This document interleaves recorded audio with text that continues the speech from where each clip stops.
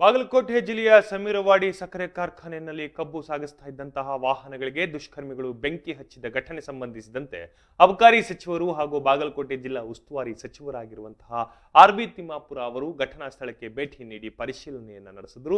ಈ ವೇಳೆ ಸಕ್ಕರೆ ಸಚಿವರಾದಂತಹ ಶಿವಾನಂದ ಪಾಟೀಲ ಅವರು ಸಾಥ್ ನೀಡಿದ್ರು.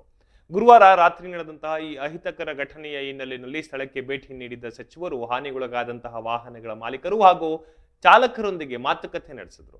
ಈ ವೇಳೆ ರೈತರು ತಮ್ಮ ಕಷ್ಟಗಳನ್ನ ಸಚಿವರ ಮುಂದೆ ತೋಡಿಕೊಂಡರು. ತೆರದಾಳ ಕ್ಷೇತ್ರದ ಶಾಸಕರು ಮತ್ತು ಸ್ಥಳೀಯ ಮುಖಂಡರುಗಳು ಸಹ ಈ ಸಂದರ್ಭದಲ್ಲಿ ಉಪಸ್ಥಿತರಿದ್ದರು. ಇದೇ ವೇಳೆ ಮುಧೋಳ ನಗರದಲ್ಲಿ ಕಬ್ಬು ಬೆಳೆಗಾರರು ನಡೆಸ್ತಾ ಇದ್ದಂತಹ ಪ್ರತಿಭಟನೆಗೆ ಸರ್ಕಾರ ಮಣಿದಿದೆ. ಅಬಕಾರಿ ಸಚಿವ ಆರ್.ಬಿ. ತಿಮ್ಮಾಪುರ ಅವರ ನೇತೃತ್ವದಲ್ಲಿ ನಡೆದಂತಹ ಸಮಾಲೋಚನೆಯಲ್ಲಿ ರೈತರ ಬೇಡಿಕೆಯನ್ನ ಪರಿಗಣಿಸಿ ಮಹತ್ವದ ಘೋಷಣೆಯನ್ನ ಮಾಡಲಾಯಿತು.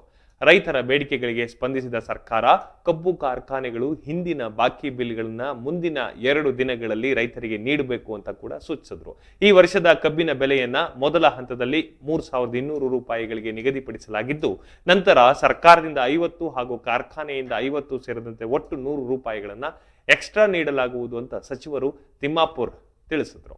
ಈ ಘೋಷಣೆಯೊಂದಿಗೆ ರೈತರು ತಮ್ಮ ಪ್ರತಿಭಟನೆಯನ್ನ ಹಿಂಪಡೆದರು. ಈ ಸಂದರ್ಭದಲ್ಲಿ ಜಿಲ್ಲಾಧಿಕಾರಿ, ಪೊಲೀಸ್ ವರಿಷ್ಠಾಧಿಕಾರಿ, ಜಿಲ್ಲಾ ಪಂಚಾಯತ್ ಮುಖ್ಯ ಕಾರ್ಯನಿರ್ವಾಹಕ ಅಧಿಕಾರಿ ಸೇರಿದಂತೆ ಹಲವು ಅಧಿಕಾರಿಗಳು ಉಪಸ್ಥಿತರಿದ್ದರು.